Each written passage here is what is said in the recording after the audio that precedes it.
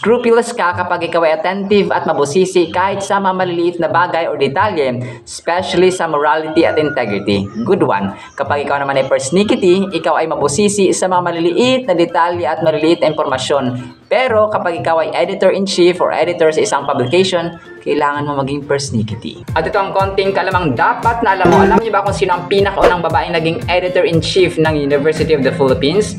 Ito ay walang iba kundi ang late senator na si Senator Miriam Defensor Santiago, at binasag niya ang record na puro lalaki lang ang editor-in-chief ng UP taong 1960s. Food for our soul related sa moral or morals. 1 Corinthians 15:33, do not be deceived, bad company ruins good morals. Sa Tagalog, huwag kayong paloloko. Ang masasamang kasama o kaibigan ay nakakasira ng mabuting pagkatao.